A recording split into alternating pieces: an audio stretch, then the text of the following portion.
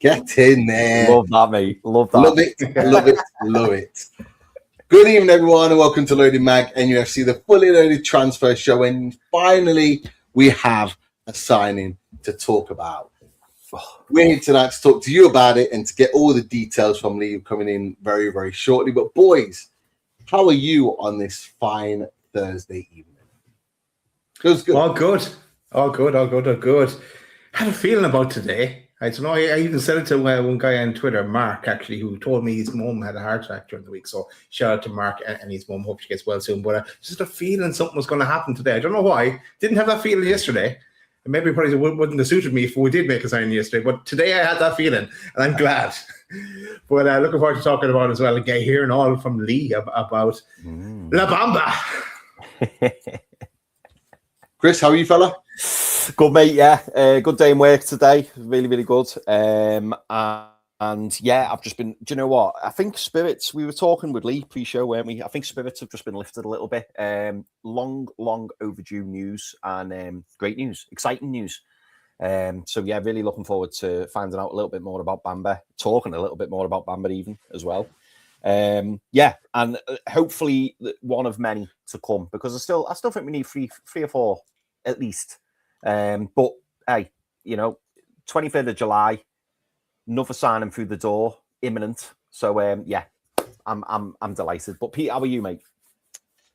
Buzzing. Yeah, really happy. Really, really happy. Good day all round. A few bits done around the house. The bathroom is getting there. It's usable. It's usable. We are getting there. So we're chipping ever closer to a new bathroom. But other than that, good. And even better to hear in the morning that we have signed a new player. But before we get into that, people, we've got nearly 300 already live. We've already been live, 3 minutes? Give us the like. Just click that like if you're on YouTube. And of course, if you're new to the channel, consider subscribing. Welcome to you if you're coming from X.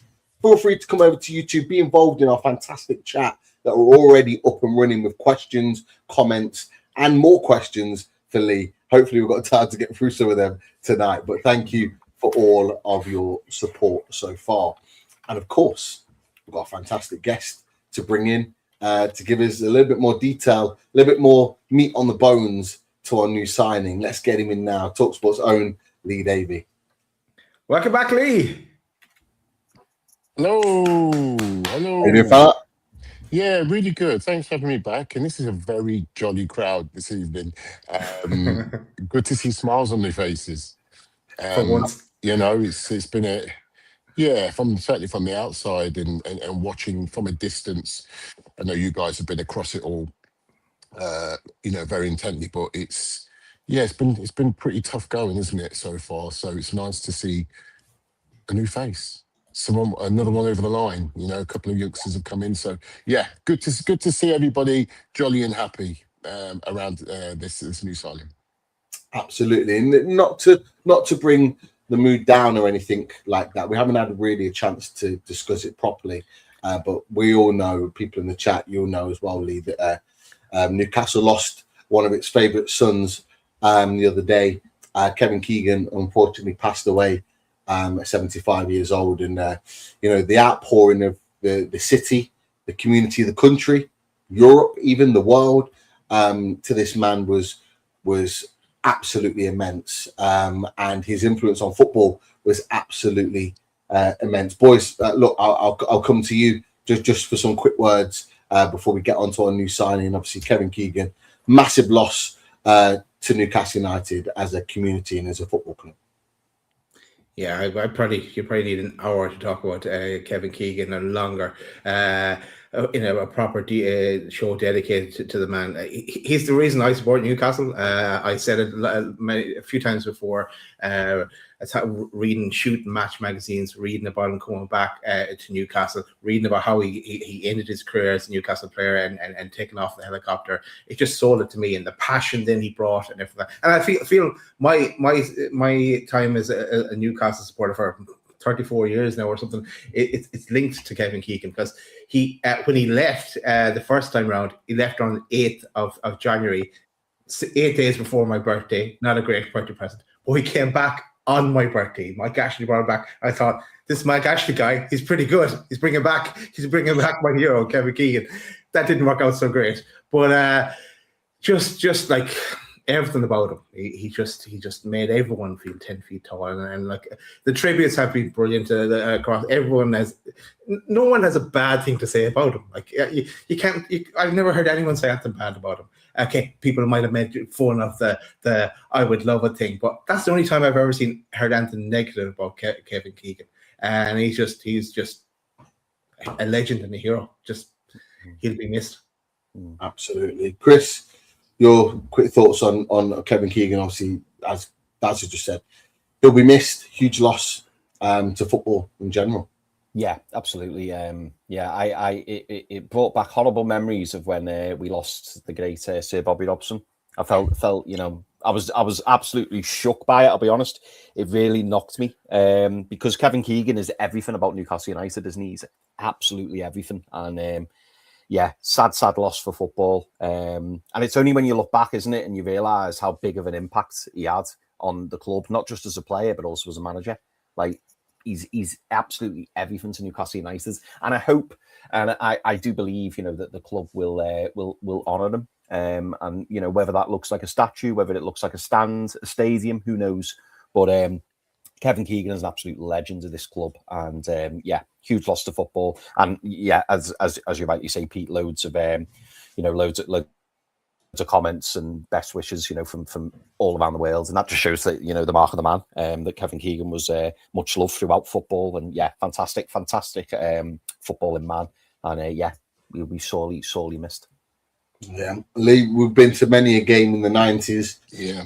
Watching Newcastle United, watching Kevin Keegan's Newcastle United. So you, from an outside perspective, you will still know the importance and the influence that Kevin Keegan had on Newcastle. Yeah, I think if you cast your mind back to when he took over the club, it was a second division club. You look at the stadium, you look at the attendances, you look at where they were languishing when he picked that club up. And all you need to look at is what you see today. He was a man that transformed it. He's a man that got this version of Newcastle United started. I know that under Ashley, it was different. Things dipped, things kind of fell away. But he was the man that got this started. Newcastle were languishing and pretty much going nowhere fast. And he's the man behind it all, the whole transformation of this version of Newcastle. And he'll be hugely missed. He's a man mountain. And, certainly from a French football perspective, L'Équipe did a huge spread on him in their daily, I think it was, what was it, maybe Wednesday, I think it was, but it was just, really good, really heartfelt, paying tribute to him. There's a lot of people, as a generation, that don't know about his impact as a player. His 2 Ballon d'Ors, was it? This guy was incredible. Yeah, incredible footballer. I know in Germany, again, they've, really done a really good tribute to him as well, because obviously he was at Hamburg at the time and doing great things over there, but had a huge impact on football across Europe, across the world. But most importantly, in Newcastle, will be sorely missed. Absolutely, yeah, you're right. I did see that Hamburg, the crop of players did a minute silence for him at training, just as the Newcastle United team did before their training as well. And like you said, he just transcended across football. Is a huge influence gone. We're, as Newcastle United fans, we want a certain style of football. We want to see us play a certain way. That's because of him. He has driven that style of football, that attacking, all-out football, win 5-4, not 1-0. That type of sort of entertaining football. The entertainers, of course, what we still want and crave today. And ultimately, particularly in his early years, what Eddie Howe instilled in Newcastle was that sort of Kevin Keegan-esque mentality. He's a legend of the club. No doubt the club will do the right thing. I think the club have been fantastic in how they've honoured him so far. So massive respect to the club for doing that. People like David Hopkinson, Ross Wilson, who weren't around in the Kevin Keegan era, probably don't know too much about him, have definitely grasped the tone of what the situation is and how much he's impacted this club. So fair play to Newcastle United. with that Hey, one. Pete, can I just touch on one thing very quickly? Just the pull that he had because of his past, because of what he's done in football. He brought players into that club that had no business being at Newcastle United. When you look at Ginola, who really could have gone to Barcelona at that point, he's gone on record and said that he was pulling in the northeast. He's coming to Newcastle, a club that had been promoted. I think they had 2 or 3 seasons in the Premier League at the time that he came. You know, there's players like Tino Espria who's tearing up Serie A and Parma. He had no business coming to Newcastle United. And he's pulling him in a cold, snowy January, and I think it was 96 or whenever it was. But the pull that he had is not spoken about enough. Just as I said, just brought some fantastic players in, and obviously created the entertainers, the really original entertainers of the Premier League era, wasn't it? So yeah, incredible. With Kevin Keegan, anything was possible. He could bring the magic and bring anyone to Newcastle, and he tried.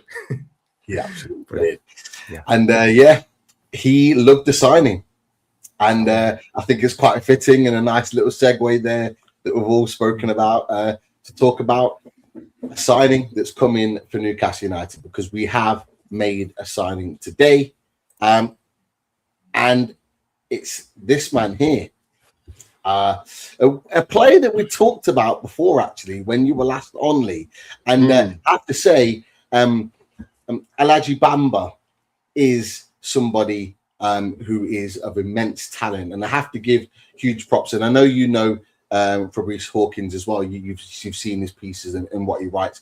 And when this dropped, I trusted this to be proper news, and he was the first one that really dropped it. There were the aeroplanes that follow on social, not me, but the other two, Chris and Dad, followed the aeroplanes, talking about it for the fun of it, of course. But Fabrice Hawkins did bring out the exclusive. He started it all by saying there was agreement between Newcastle and Monaco, 40 million euros all in. Very quickly responded with the here we go from Fabrizio Romano, talking about a 41 million euro package, and that it's been given the green light. He does come back and say that Alhaji Bamba, there is also a 15% sell-on clause added in there.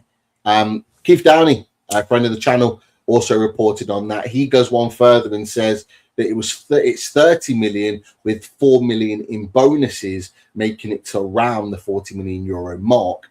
And he says the medical was due today. It goes one further. Not that he was on his way to Newcastle, he'd already landed. This was about 15 minutes after he put the initial tweet out, and then goes on to talk about it as well. And of course, we heard the music before the show started. People are already on it. I think we've got a song set, boys, for next season with regards to Alhaji Bamba. And just a little something that I saw from Monaco popped up on socials today. Alhaji Bamba is in that 100 best footballers under 21 playing in Europe, and has been nominated for the 26th edition of the Golden Boy Award. So if people weren't aware of him, they may well be very, very soon. But Lee, I know you were aware of him. You talked about him previously when you were on with regards to Alhaji Bamba. Just give us a little bit of like further detail on what you've seen of him in his breakout season at Monaco last year. Yeah, firstly, before I get to that point, I just want to say to anybody who's not following Fabrice Hawkins, please do. Yes, he's French. Yes, he tweets in French, but he doesn't get a lot wrong. He's a reporter for RMC in France. He's definitely worth a follow during the transfer window. Really good, great sources, and usually spot on, by the way. So definitely worth a follow, guys. Okay, Alhaji Bamba. One season in Monaco. He's obviously come through the youth system in the summer. He did really well in the Monaco's youth setup. He came through. I'm not sure he was supposed to have the amount of game time that he did. I think it was really, again, just to kind of give him experience this season. It was supposed to be a Lamine Camara, Paul Pogba central midfield at Monaco. That was the dream. That was the idea.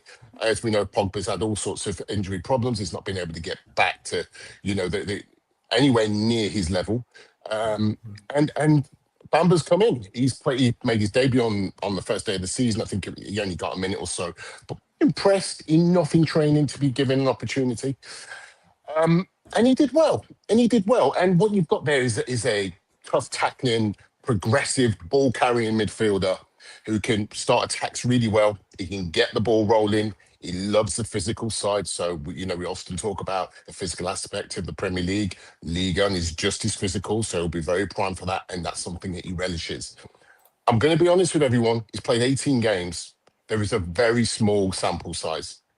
But scouting in France is not the worst place to go. You'll get some good bang for your buck if you scout in France. And I'm sure Newcastle have done their business, have watched him very, very closely. I know he's been linked for some time. So they've obviously, gone to see him, seen him again, done their background checks and seen that, hey, this is a guy that's going to be for the future for us.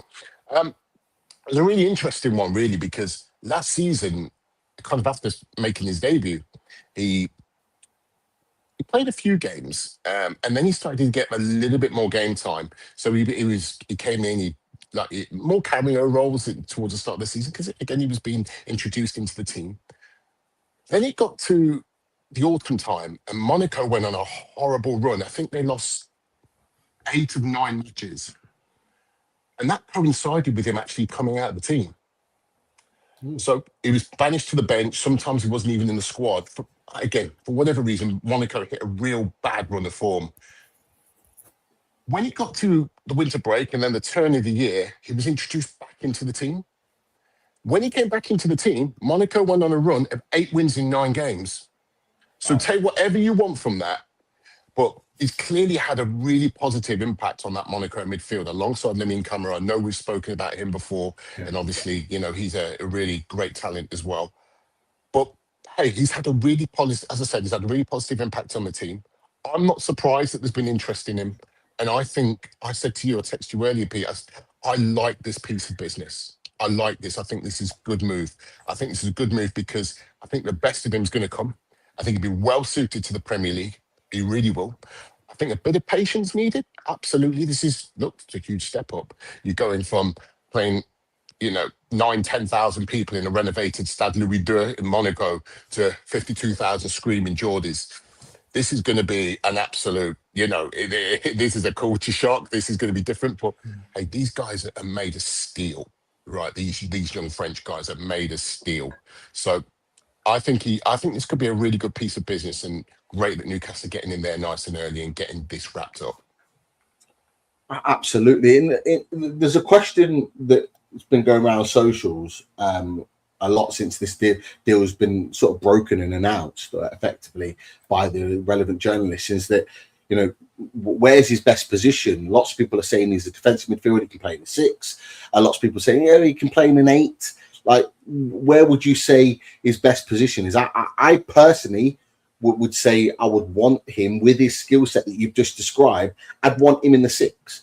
But is that where he plays? Like, what can you tell us from your perspective? It depends who he plays. When you played alongside Lamine Camara last season, and what you would have is kind of that interchange. Both can sit, both can progress and play in that 8 role. But then, there's only so far they can go because the way the system that they used last season, they would have Takumi Minamino just kind of sitting almost in that 8 role. So they both really played as 6s. That's where he was at his best last season. As I said, the sample size is small. He did primarily play in the 6 role. And obviously Newcastle have seen enough of him in that position to suggest that, yeah, that's the guy we want. That's the guy that can come in and be our future, for the next 10 years or so and play this role. And as I said, I think it's really good business. Yes, it's big money for a player that's had 1 season, but this is where we are at the moment. You've got PSG about to spend 100 million on Yan Diomande, who's had 1 season himself. You are now paying for that potential. I think I've seen enough from him, even in those 18 games, to know that he's got a really bright future. And as I said, I don't think this is a bad piece of business at all. So, lads, Lee's positive with this business that Newcastle have done. Obviously, gave us a real good breakdown, which is excellent. We've got the kind of the history around Eledji Bamba. But what are your thoughts, Stas? What do you think about this deal? What was your initial reaction when you seen this news drop this morning? Yeah, no, I was absolutely delighted that we finally got a number 6. And to me, he is number 6. He seems to be more defensive than attacking. And just finally, and I suppose we played our part as well in this signing because we've been providing the smoke screen on Lamine Kamara. Wait, I was looking over here, Lamine Kamara, but yeah, we're working on Bamba. And this comment here is underrated. Wanted Manzambi, got Bamba. I like that one, Jenny. Got Bambi. Looking forward to see what he can do. And yeah, a wonder kid, and adding to the collection we've had already. Mm-hmm. And now we can finally as well work with the number 6. Tonali playing in that role did a great job, but he always kind of wanted to go forward. Bruno always wanted to go forward, never was comfortable and really sitting in a 6. This guy, while he can play further forward, he seems to be suited to playing in the 6, and he can mop up things there in front of our defense. So I was going to change my top, but then a French one that suits a French wonder kid coming in. So get him before he gets a full international cap as well. A good bit of business. Absolutely. Chris, your thoughts on Elijah Bamba? Obviously, a player we talked about with Lee before on the channel. Now come to fruition. Isn't the Lamine Kamara we were kind of expecting or thinking it was earlier on in the window? But someone that seems like, from what Lee's saying, is equally as talented and equally has a huge high ceiling at just 20 years old. What's your thoughts about this deal overall? I'll be honest, I'm really excited about it. And the reason I'm really excited about it is because I have no doubt that Newcastle scouts will have spent a lot of time in Monaco, whether that's Akliouche, whether that's Kamara, over recent years. And the fact that they are willing, as Lee mentioned, not that many first team appearances, only 18 starts last season. If they're willing to spend £30 million, rising to 34, 35 and a half, whatever it may be, on this kid, then clearly they've seen something. So I'm really excited by him. Obviously, I did the usual. I did the Dennis Wise. I went on YouTube and I started, watching clips of him, started watching little cameos and stuff.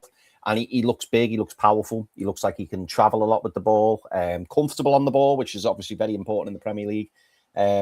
Lots and lots to like about him.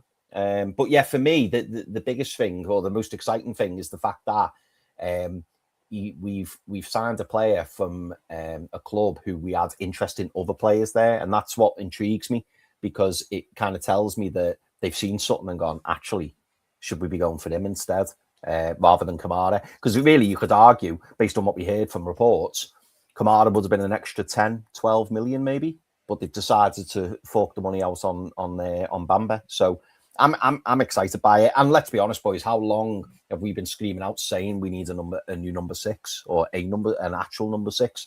I know people have said that Bamba can play in the 8, but certainly from the clips I've seen, to me, he looks like that defensive destroyer, that person who kind of, can link up the play, destroy the attacks, link up the play it simple, but he's also got that progressive pass in him. There was a few times when he split the lines and he's cut out of midfield. Now, yeah, limited evidence of that, I appreciate. But from the bits I've seen from him, it looks promising. And like I say, I don't think you spend 30 million plus on a player on a whim. Clearly someone that they've been looking at for a long, long time. And maybe he's caught the eye more so than Kamara and maybe other people that they've been looking at. So I'm excited by it. I am. I'm excited by this deal. For me, lads, this really does feel to me like this is a data-driven deal, and we were well aware that the club is going down a data model here. This seems like a data-driven deal to me. It seems like they've identified him data-wise as the perfect type of signing, and then they've gone to watch him. They've gone to put their eyes on him to go, is he what the data suggests? And clearly he is. Newcastle United put out there through their journalists this afternoon, that he's always been on the agenda from day one. So they've already set their sights on him data-wise and gone, right, whenever they had this conversation, maybe it was the turn of the year, maybe it was early 2026, they've gone, right, who are we looking at? And they've clearly had him on day one, and then they've gone to watch him rest of the season, and that's come to fruition in terms of, he's the guy that we want. The thing I love about this is that it was done under wraps. There was no reporting of it. There was no talking about it. Some people have said on socials there, I'll bet you're fuming that there was no reports and build up to this. Yeah, we like that from a fully loaded transfer perspective, but actually we love it even more when it just springs upon us and we can just go, right, it's happening. It's a done deal. It's there. And even Mark Douglas reported today, the deal only broke from Fabrice Hawkins when he was literally flying over Leeds on his way up to Newcastle. At that point, there was no possible potential of any hijacking whatsoever, and the deal could be done. So I'm really excited about this. I look at the clips like you've said, Chris, and there's one particular one, I think I put it out today with regards to him against PSG. And what better sample size to have against the best team in the world, in that, he looks like he's high intensity. He looks like he's high press. He looks like he's got a bit of a bite to his game. You look at him on the board, he's playing in tight spaces. He's finding passes in little pockets, and he's able to get the ball and progress it forward. He's even got 1 or 2 long passes in his game, which I like, but that's not what his skill set is. I had someone say to me, based on the compilation that I put out there, was that I turned it off after 1 minute because I didn't like what I saw. Well, what are you expecting? He's a number 6. If you're expecting these flicks and tricks and fancy turns and flicking into the top corner, no, because that's not his skill set. His skill set has been signed for this reason, to be combative, to be someone that's good in the air, defensively strong. His data on heading and winning duels in the air is strong. He's got the fundamentals there, but as Lee mentioned, and it's really important that we kind of re-stress what Lee's just said, is that he's going to need time to adjust. He's going to need time. There will be maybe runs of 4 or 5 games where he's great, but he's also going to have 1 or 2 games where he's maybe not at his best, and we need to be prepared for that. He's only 20 years old, but the data there and the eye test is there for all to see. So I'm really excited about this deal. And hopefully when it's all said and done, he's in the team and he's ready to go further forward. Anything else to add, Lee? I know you got to shoot in just a second before we let you go. No, I think the signing is really in keeping with what Eddie Howe and Newcastle are clearly doing. Is they're going for younger talent, and they're going to try and nurture this younger talent. You obviously got the goalkeeper through, Shalwin, who's already through the door. The lad from Ajax, Sean Stur. Yeah.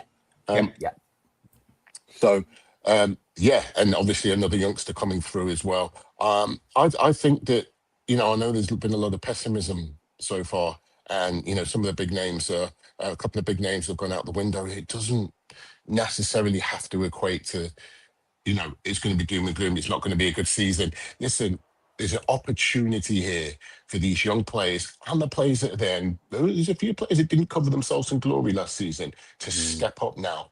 Really, really step up. And, I'm not going to, be like some people that are predicting doom and gloom for Newcastle. I think this could be a positive. I think it could be a good season still. What it will do is it will drop some of the expectation next season. And maybe there'll be a freedom that comes with that on the pitch. And that will be nice to see. I think the sooner the end of the transfer window comes in terms of some of the other players that have been linked with moves away, the better. So Eddie Howe knows where he stands. You guys as supporters know where you stand and what you've got at your disposal as you navigate through this season. But I think, as Chris was saying, I think another 2 or 3 more signings would be, real quality signings would be good and just kind of boost the mood around the club a little bit more. Because I think this still could be a really good season. I'm not writing this season off for Newcastle. I think there's enough quality in that squad now. We just need everybody pulling in the same direction. But obviously what we've seen here, wasn't it nice that nobody knew about this deal? What a lovely throwback. What a lovely throwback to days of old where, everything's just you know, it happens. It's almost like it's like a huge surprise, like Christmas morning. All of a sudden, you've got this big surprise, and oh, we're signing someone. Oh, who is it? And then you all collectively go and you find information on it. It's great, isn't it? We need more of that in football, don't we? Because everything's it's changed, isn't it? Because one man decided that, you know, he wants to have a monopoly over the transfer window, and you know, there's a few others that have joined him. But yeah, what a nice throwback, maybe. As I said, because of what's gone on in the past and losing out on some of the targets, this is going to be the new method of operating that Newcastle are going to impose. I think it's a good thing. Get these deals over the line, keep everything hush-hush. Absolutely. Lee, I'm not going to, and there's a couple of questions in the chat. Apologies, we're not going to get to that because Lee does have to go. We're going to leave that there. Apologies, guys. To end it, for sure. Thanks, Lee. Thanks for joining us. Guys. Have a great show. Care, Thank you for having me. Cheers. Take care. Legend. See you soon. Top stuff. Great to hear from Lee and get his perspective on things. And yeah, absolutely. Lee's always been positive about Newcastle. Even with the doom and gloom around Gordon and Tonali, and obviously the stuff around Bruno. He's always been positive about Newcastle. He thinks it could well be a good season, and he's just stated it there again. Absolutely. Yeah, it's a great point Lee made there about just kind of dampening down the expectations a bit. Like, not rock bottom, we're going to get relegated, but just like, because we're like, even us, and definitely me, I was saying, okay, we have to get Champions League, we have to get top 5, but just kind of dampening things down a bit. And then I think we seem to work better when we're the underdog. So that's what we're going to be with these new signings coming in. Or some of them work out, some of them will shine at different periods during the season. So let's see how it hits the ground. Absolutely, and hopefully we'll get to see a little bit of Alhaji Bamba when he's signed. I think they go to the Manga next week, so perfect opportunity for him to integrate with his new teammates whilst away on pre-season training. And there's still a lot of time there that he can get used to and get to grips with Newcastle, the way in which Eddie Howe wants him to play, where he sees him fit in. So it's still early enough for him to be affected and ready to go.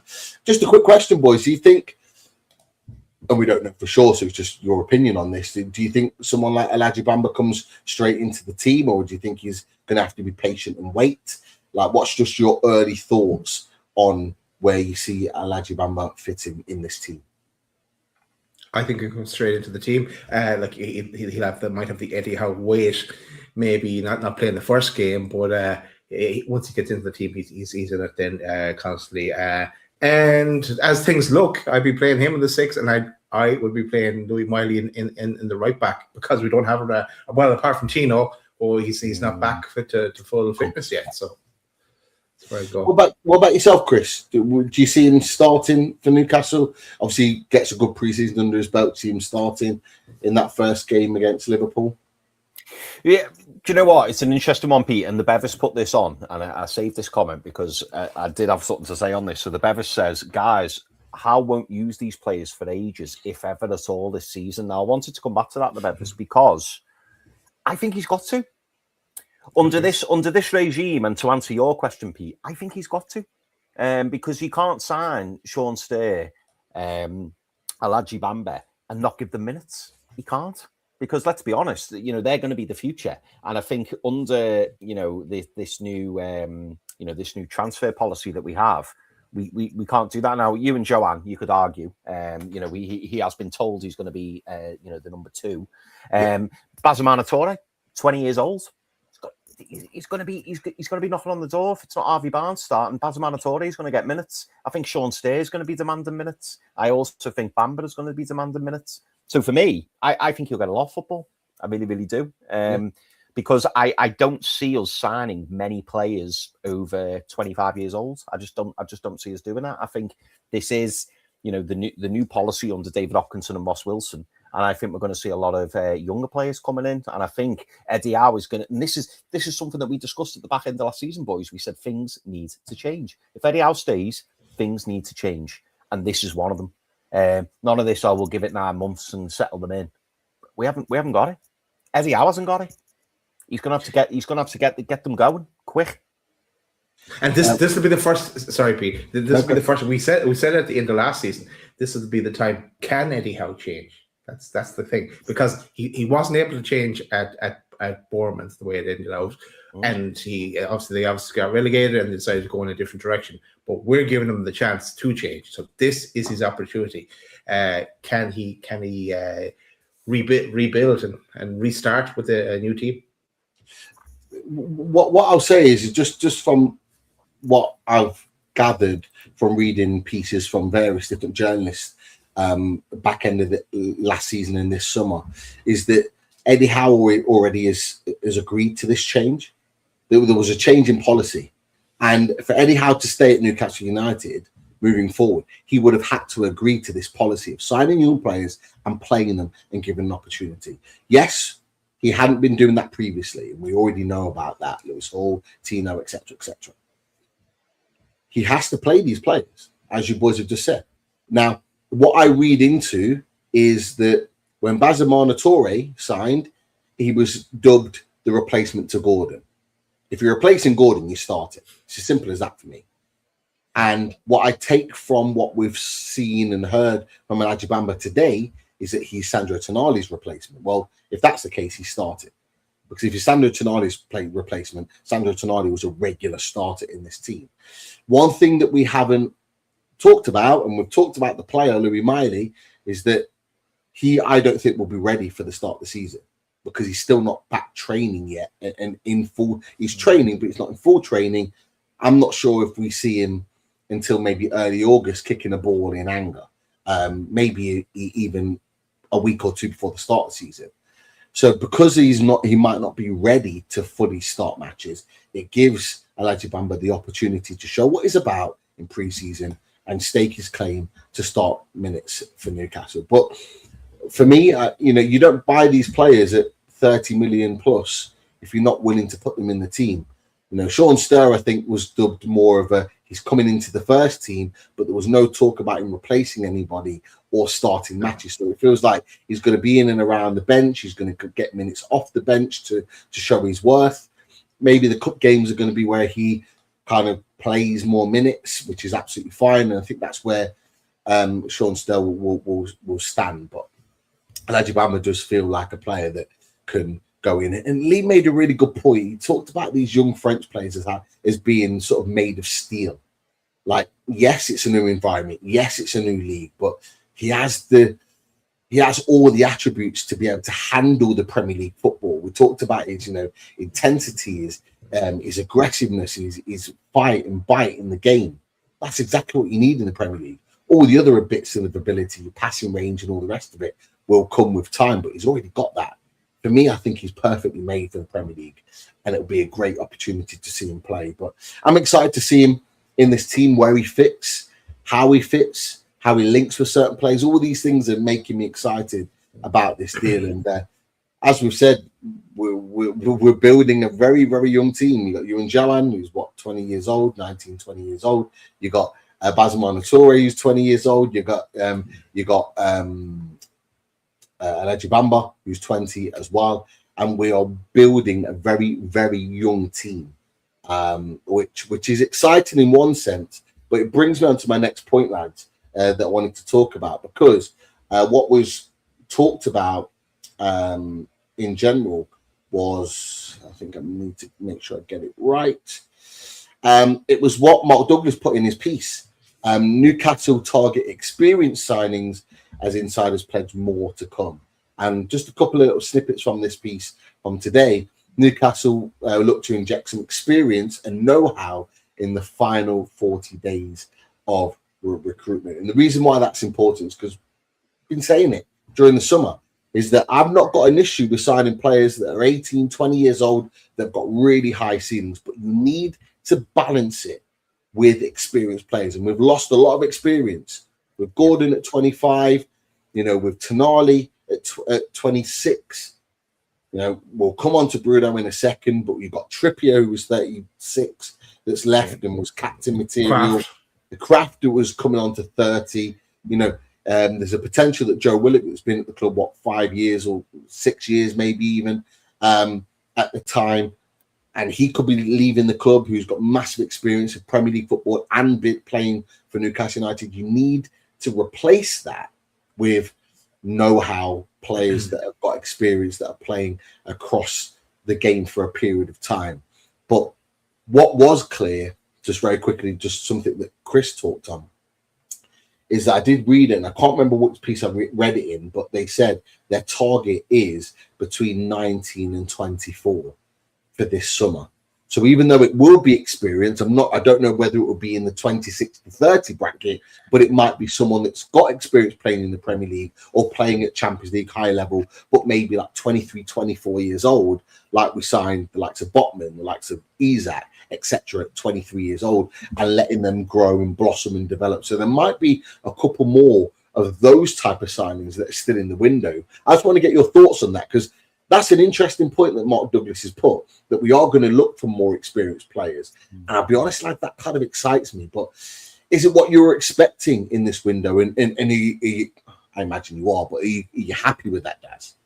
Yeah, I'm happy with that. I said the same thing about a month ago now, that I don't think we're going to sign anyone over 23, 24 kind of age profile. But yeah, and we said that we need some experience with what we're losing, and kind of even captain material as well, just kind of leadership on the pitch in different areas of the pitch. I don't know where we're going to go for that yet,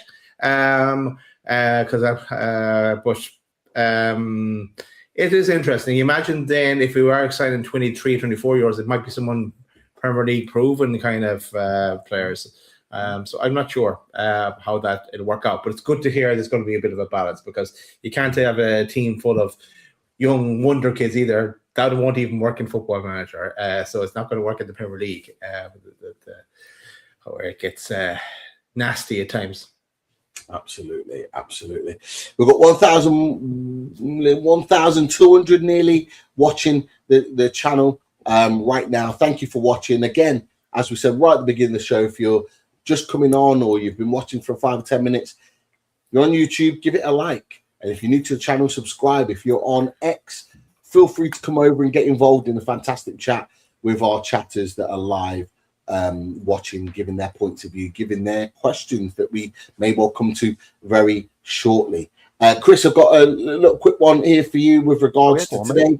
There is official announcement on the squad numbers for Newcastle United. No massive changes that we can see, really, if we go across the squad numbers, but there was one, and I'll go back to it. Well, the obvious one that they've given Bruno a number. We'll come to that shortly. But Will Asula, number 10. Yes. Very prominent number that he's been given.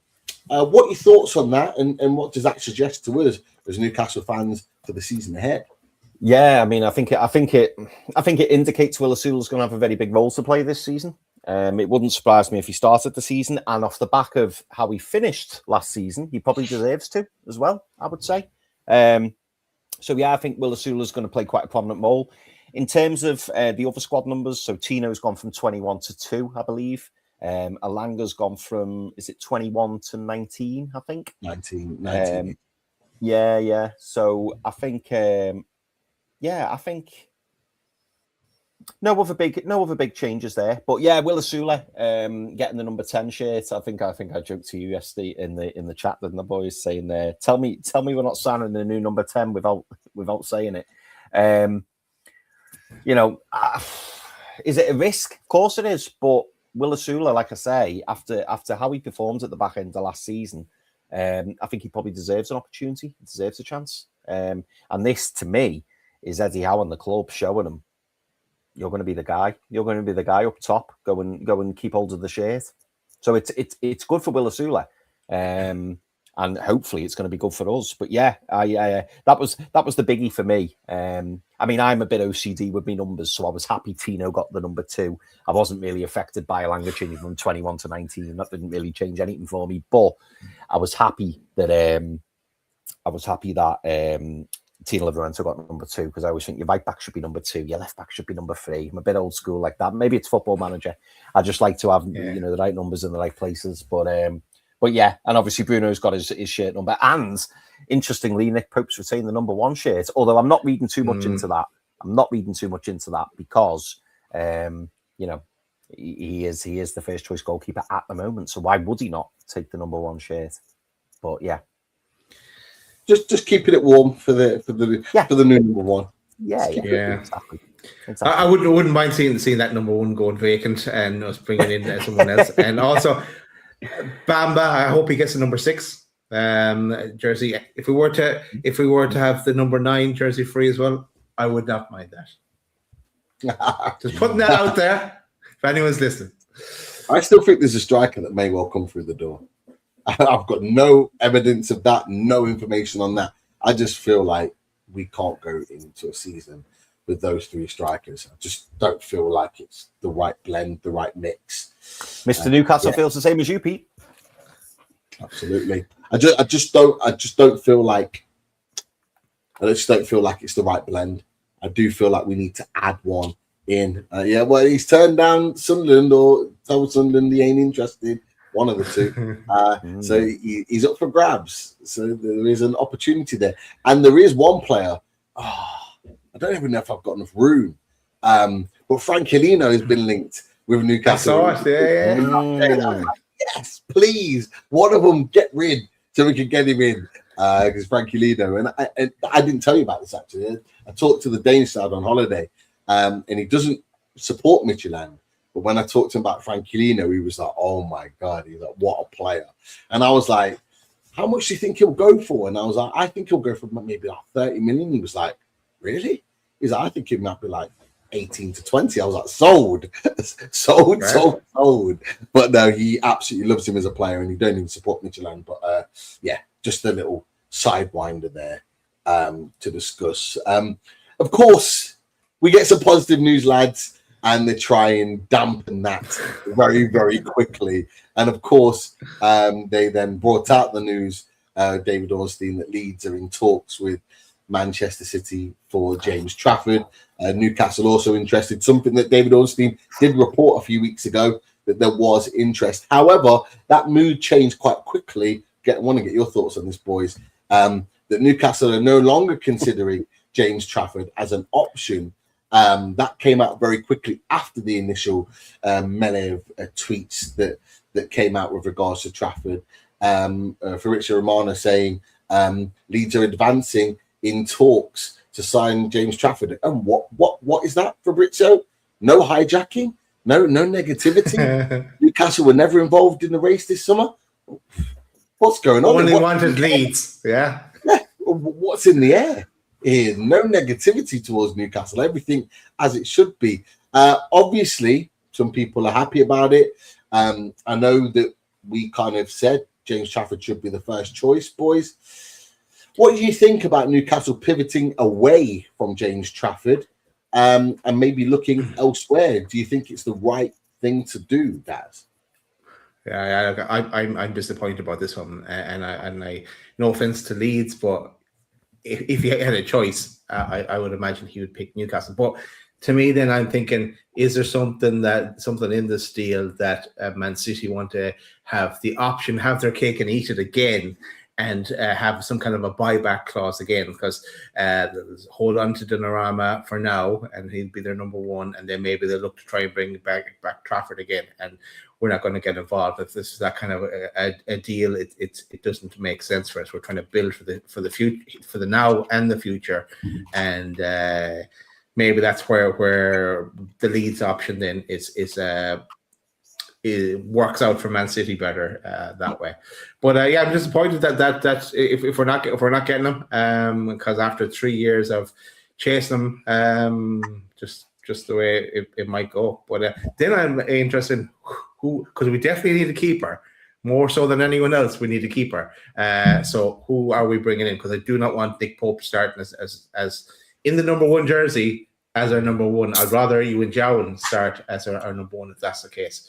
But all eyes on who is our mystery keeper that we're going to go for then. Absolutely. What are your thoughts about the Trafford pivot, shall I say? Newcastle not being hijacked or losing out to Leeds, but actually going, you know what, we're stepping away from it. What is that?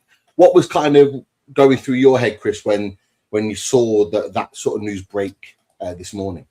Oh, mate, I lost my head on X today. I did. I tweeted David. I tweeted David Ornstein. I wasn't having it because David Ornstein put that message out, the first one that you flashed up, saying, Trafford, he's leaning towards Ellen Modes. And then obviously, what irritated me was loads of outlets going, James Trafford's, about to reject Newcastle. James Trafford doesn't want Newcastle. James Trafford prefers Leeds over Newcastle. And then shortly after, a message goes out again, whether it be Fab or David Ornstein kind of connected himself. And it was like, oh yeah, Newcastle weren't actually at the table for James Trafford this summer. And it was like, right, okay. So basically he isn't leaning towards Leeds. There is no other option, or Newcastle is not an option for him. So really, you need to rewrite that and retrace your steps, because that is wholly inaccurate. And I think as a fan base, that's what we've really, found very frustrating this summer and previous summers as well. On the subject of Trafford, we were having a chat last night in the chat about it, and for me, my stance has changed a little bit on Trafford. Do I still rate Trafford? Yeah, absolutely. And if we signed him tomorrow, I'd be really pleased, because I think he's a really good goalkeeper. But loads of people in the chat here, saying 50 million, it's a lot, 45, whatever it may be. It is a hell of a lot of money. And I think the reason that my stance has changed a little bit is obviously we're hearing really good things about you and Joanne. We know that you and Joanne, is hopefully going to push to be the new number one at Newcastle United. So therefore, if we were to go and pay 40, 45, 50 million for James Trafford, in order for us to sell on James Trafford, like it'd have to be 60, 70 million, or we'd have to keep him 4 or 5 years and recoup the same value, which I don't really see. Historically, goalkeepers don't go for that much money. Now, if that's the case, are the Newcastle recruitment team going, well, hang on a minute. If we want you and Joanne to be the new number one in 2, 3, 4 years' time, whatever it is, why would you go and spend 45, 50 million on a number one that you have got no doubt is going to be your number one for the next 5, 10 years? It feels like we've already bought that in you and Joanne. So really, the sensible move would be to go and get a number one in who will do a job. Pete, you were talking before about experience. This would be the time to go and get an experienced player to come in, do 2 or 3 years, and then you and Joanne's knocking on the door, he's pushing. And then potentially, if that goalkeeper leaves, you've got you and Joanne to step up.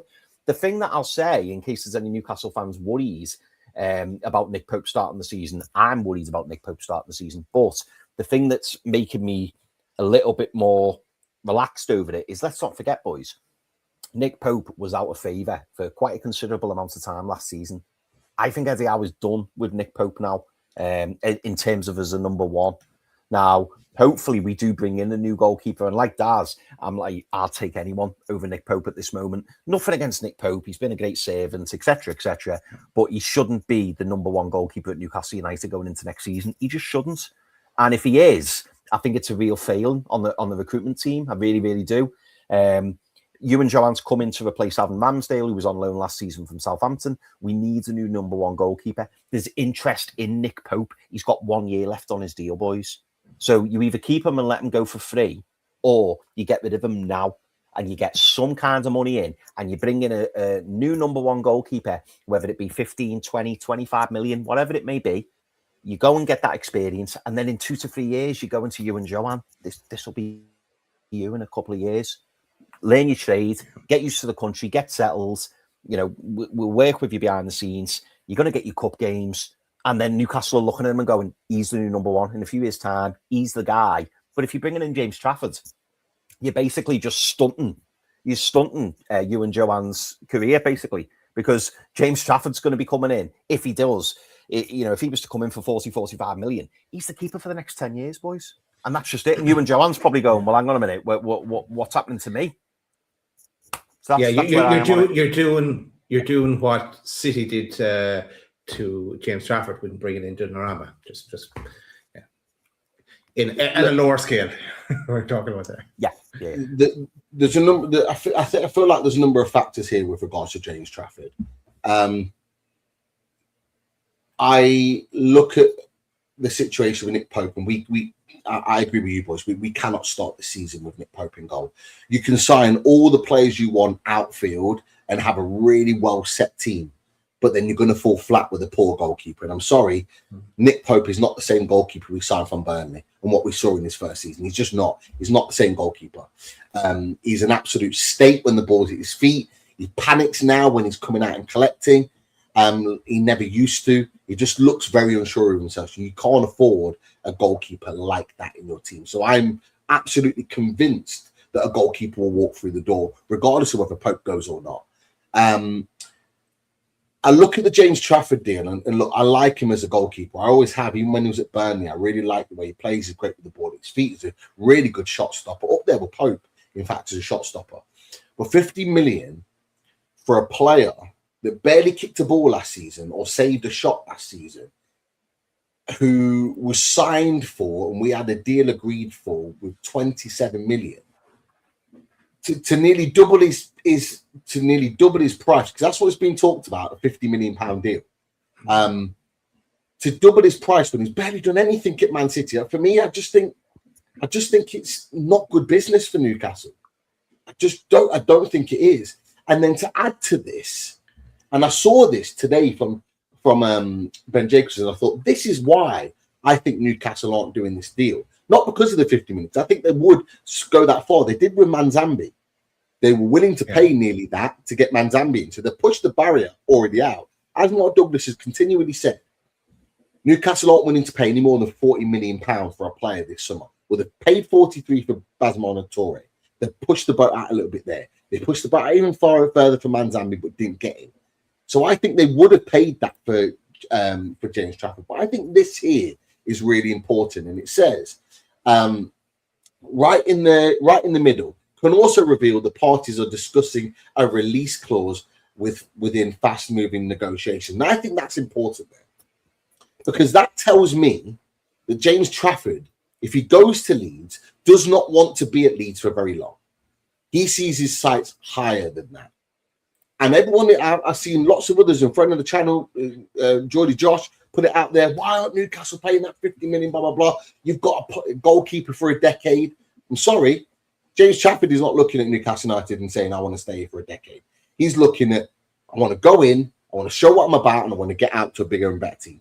That's the indication that I see. Maybe Newcastle aren't looking and pivoting to that. What I've also heard as well, and there's been rumours on social media, but I've also heard as well, so we've got the £50 million, which is a lot of money.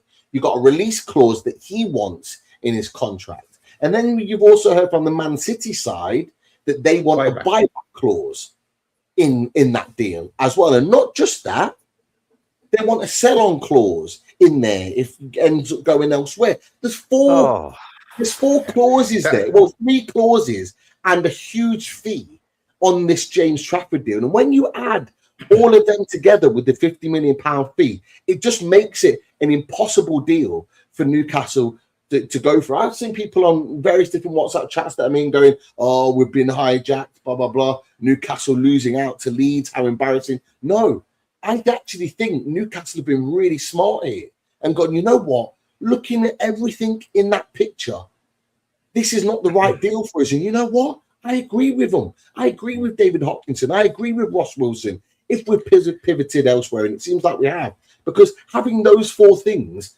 50 million, release clause, buyback clause, sell-on clause, in that for me is horrible business for James Trafford. Yeah. As good as he is, it's horrible business. Boy, sorry. The only thing I would add to that is, and we don't know this, Pete, obviously, I completely agree with everything you said. The only thing I'd say in addition is, I wonder whether the relegation clause is because it's Leeds. That's the only thing I would say, because I mean, maybe he would want one at Newcastle. You know, maybe he does think Newcastle are in danger of relegation, but I just wonder with Leeds whether he's just chancing his arm. Because let's be honest, Leeds would be very, very fortunate to get James Trafford, and James Trafford, career move wise, I'm not so sure that's the best move for him. So I wonder whether if he did come to Newcastle, if Newcastle were in for him, which we're not, by the way, David, we are not in for James Trafford, as you've quite rightly pointed out now, whether that release clause would still exist. But Pete, all the other points you made on the the sell-on fee, the buyback clause, don't want to get involved in all of that. No. That's what I said a few minutes ago. I had heard some rumors about. I hadn't seen the Ben tweet about the buyback clause. So that's the killer one for me, the buyback clause, because they want to do the same as they did before. They want to hold a share in them really, and just to do whatever they want with them, then screw us over. And there, as you were right, Pete, Newcastle are they're streetwise in walking away from something like that. Even though we would love him and he would suit everything for us, it does not make sense when that is the case. And then we're better off looking for alternatives. You know what, lads? I think what's happened, just my opinion, just me thinking about the situation. What I think maybe has happened here is James Trafford has had a conversation with maybe Maresca or City, Hugo Varane, sporting director, etc.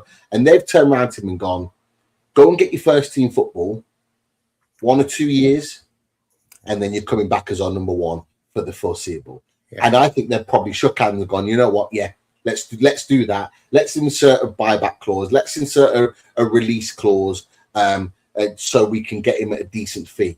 Newcastle United weren't willing to give a release clause, in my opinion, just my opinion. And so therefore, what then happened is that Newcastle have gone, well, no, like we're not going to do that deal. And I think Newcastle, it's far harder to sign from Newcastle, as Spurs have found out and Barcelona found out, because we will drive a hard bargain, as we're proving this summer. It'll be a far harder to get a deal done with Newcastle than it would be to Leeds. If he goes to Leeds, regardless of how well Leeds do, it will be a far easier to broker a deal to go back to Man City than it would be to Newcastle. And I think that's just me thinking out loud of what I think might well have happened in this situation. Because Donnarumma's what, something like 26, something like that. He's still got value in him. And if he has a half decent season or has a drop-off season, he was brilliant last year, but if he has a drop-off season, for example, they'd still get maximum money for him. They didn't pay a lot from PSG. He could go back to Italy or somewhere else for a significant fee for what Man City paid for him. They could make a profit, and then they've got their number one English goalkeeper ready to take them forward, because I think he's going to be in that question very, very soon, in my opinion. And I just think when you're looking at the optics of it all, it just doesn't make sense. But lads, we've talked about it before. We've already got one of the young European talented goalkeepers in Ewan Jaman in the door, but there are other great goalkeepers out there. The lads have just put in the chat, and the lasses, Suzuki, who's brilliant at the World Cup. He'll probably be available for 20, 25 million from Parma. Yeah, that's what we should be doing. No brainer. Go get someone like that. The Rudders as well. If you want to pay 30, 35 million, a bit more of a realistic price, you could go and get Robin Reese that we talked about for God knows how many months. Pete, look what Sunderland did. Look what Sunderland did with Roofs. Absolutely. And, you know, with all due respect, that someone like Suzuki is coming from a higher bar than he is. And Roofs is a fantastic goalkeeper, by the way, but he'd be coming into Newcastle on a higher bar. So there's an opportunity for him to hit the ground running there. And I just think Newcastle have played that situation with Trafford right. I actually applaud Newcastle for how they've dealt with it in that situation. With everything that we know about this potential Trafford deal, I actually think, you know what, fair play. You've done the right thing here in Newcastle. So, yeah, just my sort of thoughts on that one. I wasn't going to come to this tonight, boys. I know we're going to wrap soon, very soon. But I just wanted to talk very briefly about this man. He's our captain. For how long, we don't know. I was going to do a bit of a run through, but I'm just going to go to the bits that were important. Lee Ryder reported that Newcastle are growing tired of Arsenal talk around the skipper. Still had no confirmation or no communication. Ben Jacobs says that the Arsenal plan to bid again. Well, Sammy Motbell reported today that Arsenal are to make a £70 million offer. They still haven't, by the way, but they're supposedly readying a £70 million offer for Bruno Guimaraes. And very quickly, it's been reported by Lee Ryder, who's been on it all summer with all Newcastle United news, especially around Bruno Guimaraes, is that straight away he comes back with Newcastle sources indicating that the sale of a fee of around 70 million is a non-starter. Stance remains the same. Newcastle do not want to sell. Bruno is expected to report for La Manga training camp. Looks like Arsenal will have to come up with something sensational for Newcastle to even consider or think about selling Bruno Guimaraes. Just your thoughts on this, boys, on that little section of an update that came literally just as we were starting this show tonight. Daz, your thoughts and feelings, mate? Yeah, we will kind of stumble around the 85 million mark as if they wanted to come anywhere near us with any kind of a bid. Still going with 70 is like someone of this channel used to do before, or someone of this parish, let's say. But no, that's a non-runner at 70 million, and I hope that. But as we said before, we're not going to keep talking about this, but we need to draw a line in the sand here. It's next week. Bruno's back. The start of August, actually, he's back, and that's it. If he's back and you haven't come with a decent bid, and we're still not selling anyway, for us to even consider, then jog on.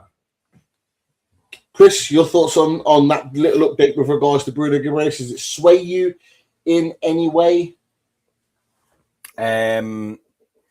Not particularly. I'm with you, Pete. I've gone over to that side of the fence where I'm kind of. Do you know what? When I saw Sammy break that news, do you know what my first thought was? I'll be honest. I thought Arsenal are doing a Liverpool. They just haven't actually made a verbal bid. Yeah, low ball. And part of me thought, how funny would it be if Chelsea just came to the table and just went, yeah, 95 million. And then if I'm Newcastle, I'm going, sounds deal. Let's go.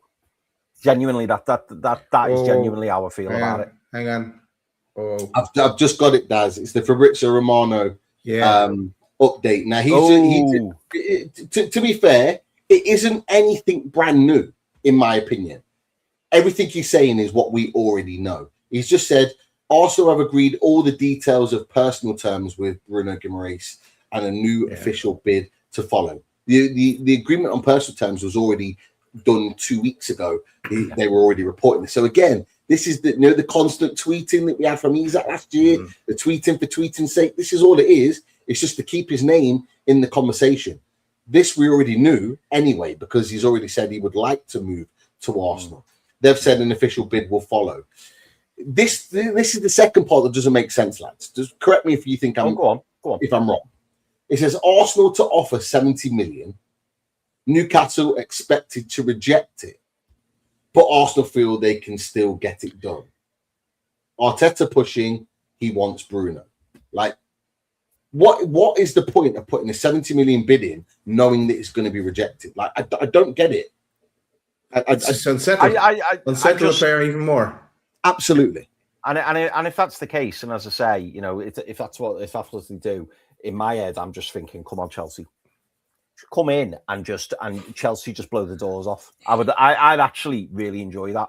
I would really enjoy it because Arsenal, they've just won the title, just off the back of getting to the Champions League final, should I say, and they're acting like this. Put the money down. You've already lost Rodgers. Put the money down. And if you're not going to put the money down, then just go away. Because we're not going to sell our captain for 70 million. It's not going to happen. But I'm not going to go on an Alexander Isak rant. I'm just not going to do that. But, boys, we've said how disappointed we are with Bruno Guimaraes. The silence is still deafening. Will he stay? Won't he stay? I don't know. It will depend on whether someone puts the money down. But if someone does put the money down, good luck, and that's that. I still feel like there was a better way of doing it than this. There was a much better way of doing it than this. I actually would have really hand on heart, I actually would have really liked it if he'd have come out at the end of the season and just went, listen, it's been brilliant. I've loved my time here. But the club isn't going on the trajectory I want to go on. Football career is short. I want to explore new options, and he just came out and said it. Because at the end of the day, as fans, we all appreciate that. We know that we're in this rebuild. Someone, I think it was PDK, said we're in phase 2.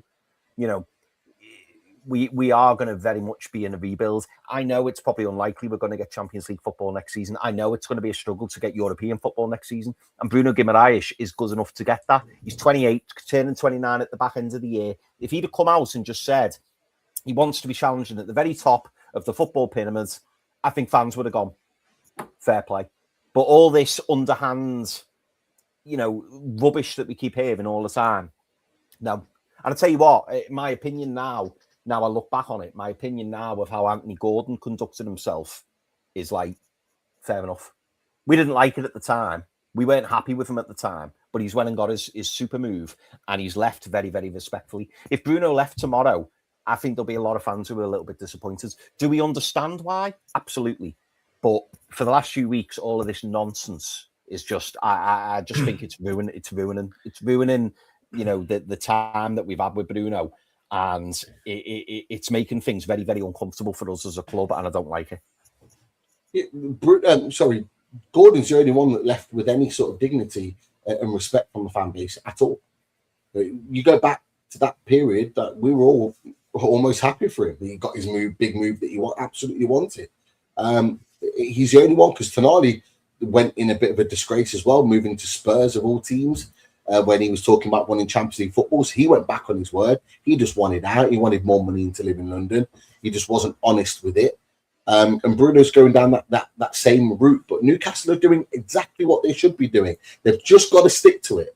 The difference is they are putting a value on his head still, whereas they said not for sale, blah, blah, blah. They don't want to sell him, but they're clearly saying that there's a value there by the reports that are coming out. If Arsenal put down a Sandro Tonali-like deal, Bruno will be sold. And I said it to the 12-man lads the other day. He will be sold if you put the money down. But Charlie in the chat is getting a little bit excited because I think he's hearing noises that Chelsea are sniffing around Bruno. And I'll be honest, Potts is losing his head. He's losing his head because he knows. He should be. He lost his head with regards to this update from Sammy Mockbell with regards to 70 million bid, because he knows, and we know, and Arsenal know, and Newcastle know. The 70 million is not going to get Bruno Guimaraes to Newcastle United, out of Newcastle United. That is absolutely clear. So why are they playing these games? It's ridiculous. Now, they will try and continue to unsettle him for the next week until he's back in pre-season.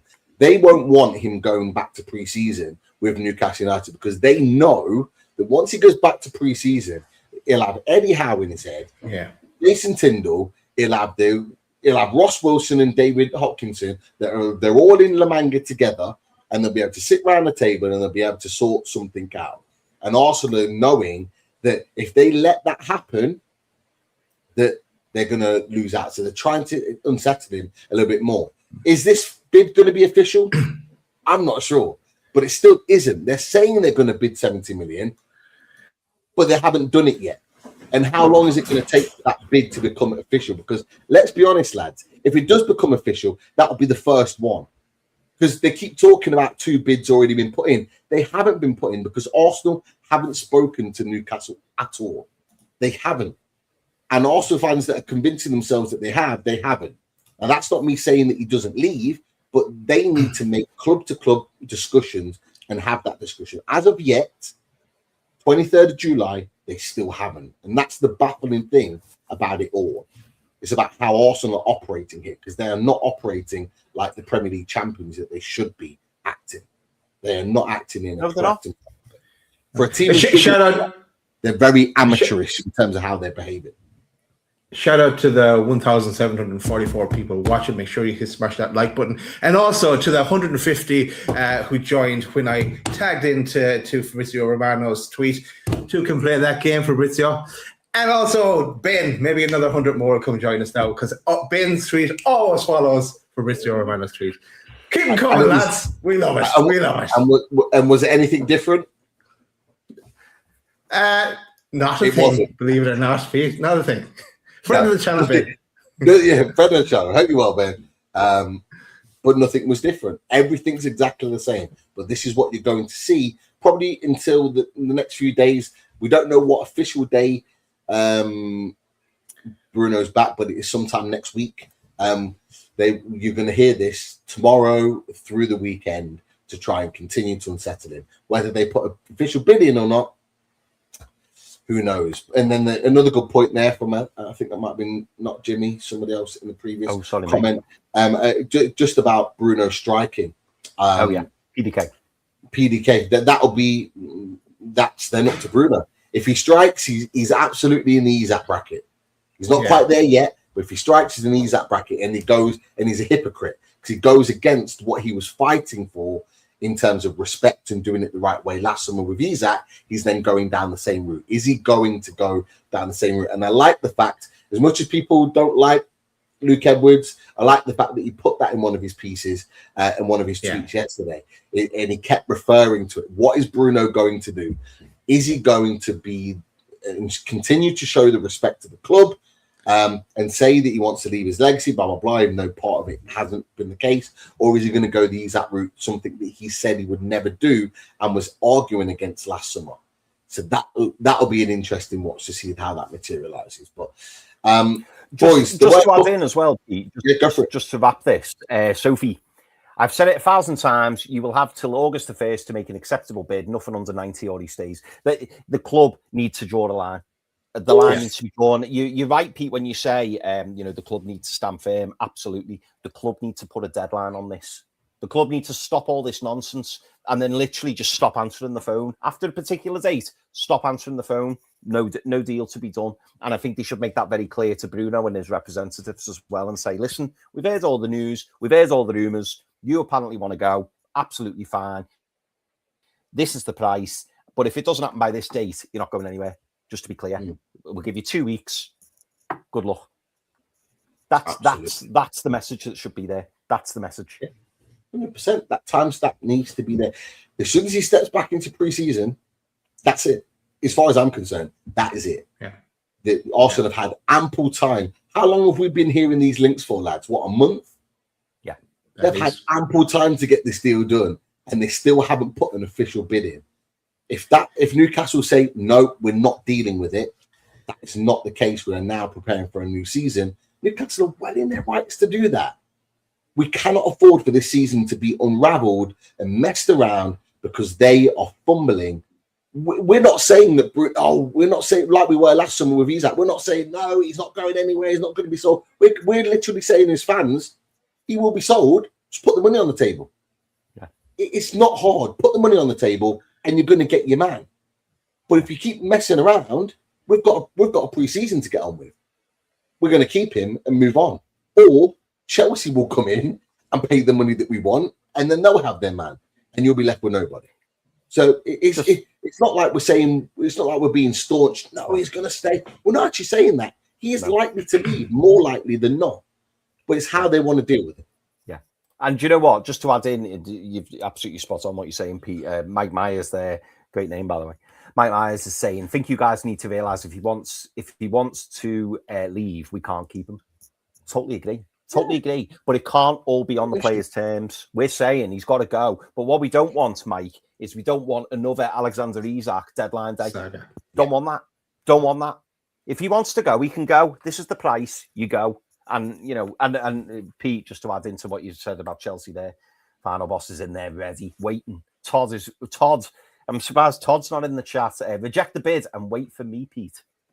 Hey, you pay the money, deal. And we move on. It's as simple as that. That is the reality. Of course, we want to keep him because of the level of player that he is. But as Chris has just said, all the things around him wanting to leave, blah blah blah, this, that, and the other. For me, if he goes to Chelsea, all due respect to you, final boss, if he goes to Chelsea, he's no better than Tonali. Saying he wants to win the league and goes to Champions League football, but then goes to Chelsea, with all due respect, who are not in Europe and are not likely to fight for the title. People are saying, it's not about money with Bruno. Well, it will be if he goes to Chelsea. It absolutely will be, because they aren't going to challenge for the league this season and they're not in Europe. They may be in 2 or 3 years' time, but by then, Bruno will be 32. So that's a joke. It's the Tonali situation all over again. So is it a case of he wants to go just to Arsenal to have a chance of winning titles, and if that move doesn't materialise, he stays at Newcastle? Or is it a case he goes to Chelsea and then it's a case of, big fat payday. We won't be winning the league, but we'll be maybe in the Champions League in a year or two's time. I don't know. But that's what we wait to find out on that situation. We will. Boys, I am mindful we've got some super chats in. There's a couple of other talking points that I was going to come to, but we haven't literally got time because we're already running over the time that we planned for tonight. So we'll run through the super chats and any key questions before we wrap, lads. Well, another one, as you're going to them, Chris, pack your bags. Pack your bags. If you need a hand, let us know. I'll put it up there whilst he mentioned it. There is talk of discussions with Besiktas, rumours that his representatives were in Istanbul potentially for the deal. Maybe they're waiting for Bamba to sign the deal before Willock goes. Could he be a Willock replacement, Sandro replacement? Who knows? But yeah, just because you said that, I'll put it on the screen. No, he'll be sold. He'll be sold by the time we're back on again. I was deliberating which comment to come to first, but this, for me, this is the most important comment of the evening, boys, because there's been a little bit of confusion, should we say, within the fan base. David Williams talking about Alaji Bamba. Pete, he is 6'4", so you'll really be looking up to him. Other people in the chat, yeah, breaking news. But other people in the chat, Pete, this is sketchy. Dave Barge says there's conflicting reports about his height. A lot of sites say 6'4" from the clips. He looks much closer to 6'4" than 5'11", but apparently on Transfer Market he is down as 5'11". So we need to know: is he 6 foot club? Is he not 6'4"? 6 foot club? It's a big question. Are you in? Big question. Peter, are you in Transfer Market by any chance? Maybe I'll Google your name just in case they got your height wrong.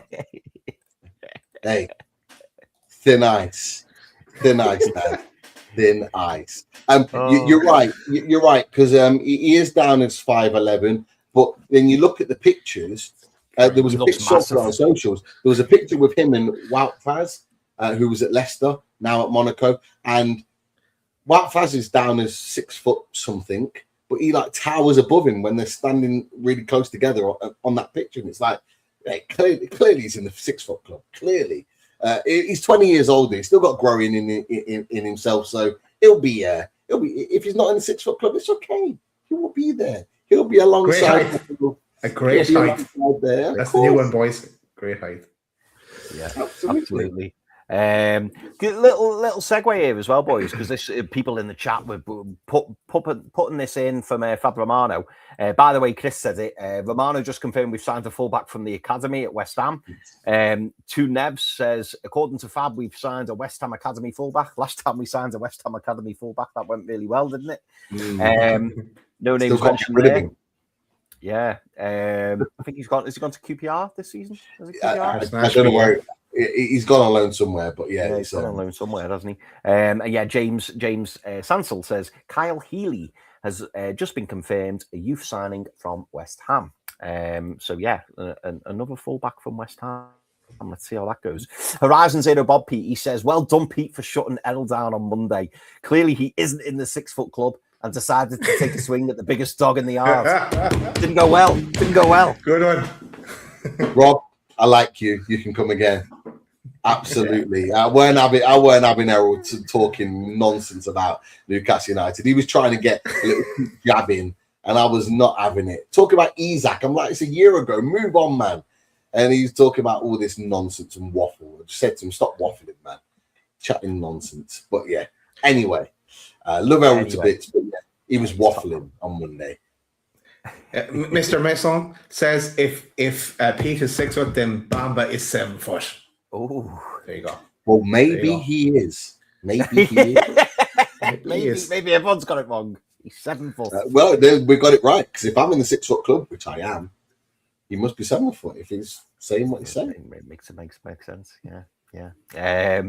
Right, boys, let's get these super chats going. Right, okay. What are you going to do when you meet someone, Pete? What are you going to do then? Go on, carry on, Chris. Carry on. Right, Fraden. Thank you very much for your super chat, Fraden. He says, I received the jersey you sent me the other day. Thank you so much. The quality is excellent and it fits perfectly. Fraden, made up you've received that, mate. Nice one. And thank you for letting us know. Wonderful. So that's Fraden in the bank.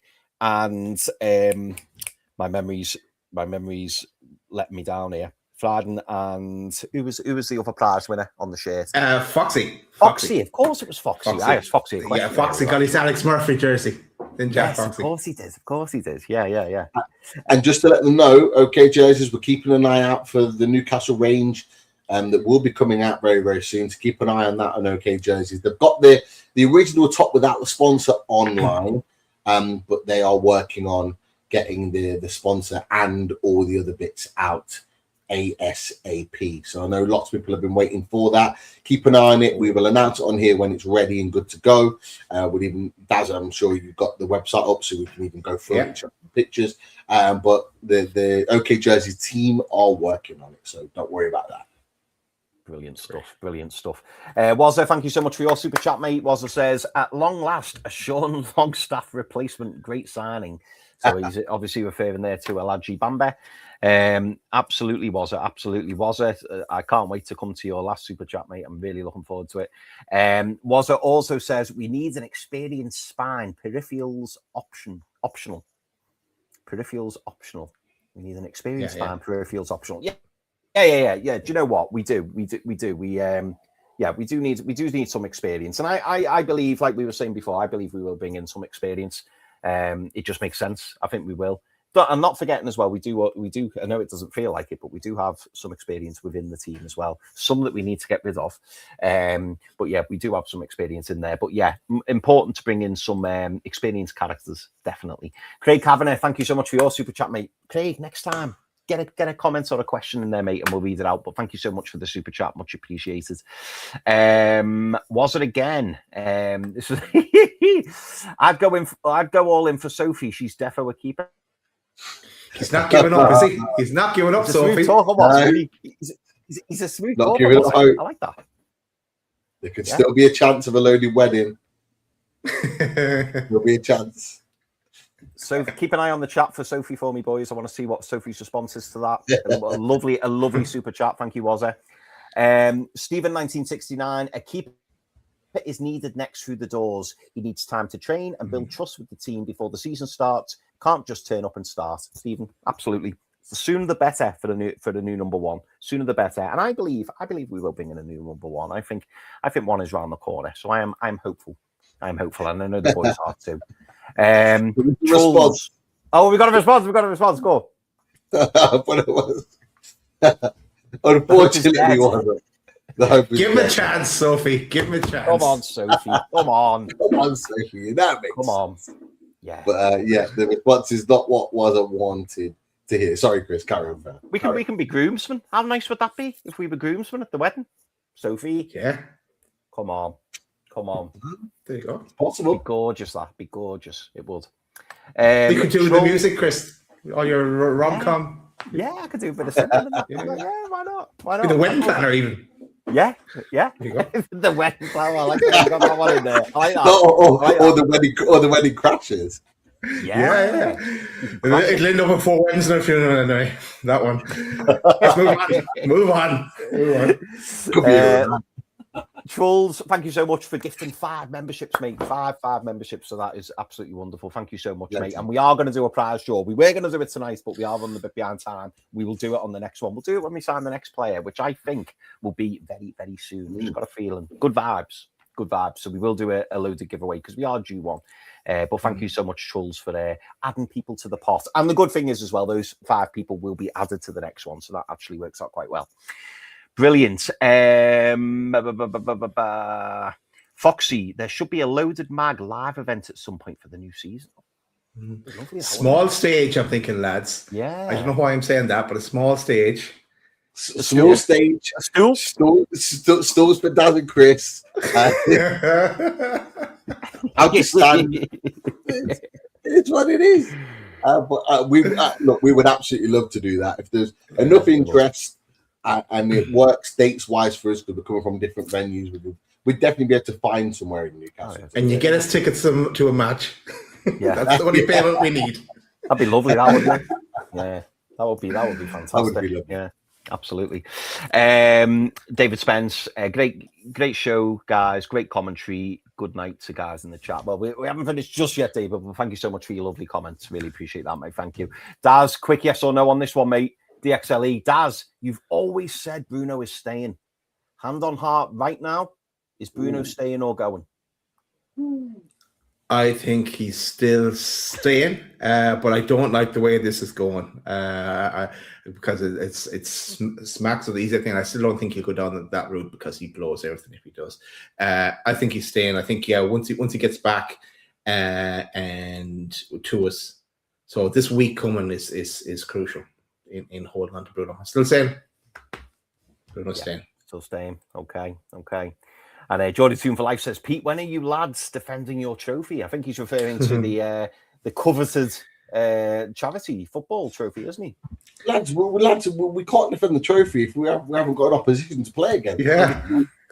Johnny Greenwood and a couple of others, Sam, they've obviously moved on to pastures new from Newcastle Fans TV. So, I mean, if they can still get a team together, we can make it work. Us and the Geordie Journos can rock up and make a team. There's no doubt about that. Star-studded, loaded, all-star team. But it's who could be the opposition. That's if someone knows who could be the opposition, then we can. We'd be probably sponsored by Oxford Natural. You never know. We could do something like that. Yeah. Could well be. Why not? Right. Boys, we've had 2 more super chats in. I'm going to whiz to them right now. I'm going to save one till last. Thank you again for your super chat, mate. A venue with plenty of headroom for the talker, man. He's talking about Pete there, isn't he? Pete needs plenty of headroom in that venue. He needs it. Has to be. I think Pete's getting the best man gig. Yeah, Isn't he? definitely. We'll be Usher boys, Daz. We'll be Usher boys. And then the last comment, and I love this. Stephen 1969, thank you so much for your super chat as well, mate. Sophie's doing a Trafford. She's playing hard to get. Ooh. Oh, that's a good way. It's a good place to leave it there. I don't know if Sophie will agree, but good place to leave it. On the edge of your seat. New kid tomorrow. That's it. Yeah, it's just been announced by the club in the last few minutes. It's basically going to be released tomorrow. Oh, Pete, a little bit of breaking news there from Coronord. Newcastle have just released their second kit with Bruno in the video. There's a picture of him in it. Well, obviously it's been done previously. I can't even. I don't know if I can. Yeah, but yeah, basically there's Malik Chow, Bruno, and I think you can see part of the head of Nick Voltemada. But yeah, there's someone's took a still picture. I don't know if you can see it. Oh yeah, there on my phone. Yeah. So Bruno, Chow, and you can see the little bit of a head of Nick Voltemada. So he's been in the presentations of it. Whether that was before they left for the World Cup or not is another thing. It would have to be. It would have to be before the World Cup. So yeah, they'd have to blur him out some way if things have gone a bit further. Yeah. And Jordy Tune for Life says, when this event is arranged, I'm bringing my tape measure. Feel free. He wants facts. Oh, brilliant. No, we'll already have suits, Jordy. No need to measure stuff for suits. Yeah. Of course. I have to say, by the way, boys, that away kit is. I really like it. I'm liking the home kit more and more. I've got to go with the sponsor. Yeah. I'm liking the home kit more and more. But you boys know I'm an away kit man. Oh, I always have. I love it, mate. Are you talking the third? Are you talking the third kit? No. No. Probably green. One step at a time. Don't say green again. No. They did say no Saudi colours this year, apparently. Oh. Yeah. So it may or not be, but we'll see. It's nice stuff. It's very, very nice. Right, boys, I think that's that. Right. That's it. That is that. Thanks for joining us and sticking with us. Make sure you smash that like button on the way out. Nearly 2,000 people watching us live. That's mad across YouTube and X. But yeah, we will be back again as soon as there's more news. Whenever that may be, we do not know. Hype. Yeah, you know where it is. Go find it. Right. See you in the next one. Have a good evening. Mama always told me, Papa always warned me, don't hang around with boys like you. Teacher always told me never to be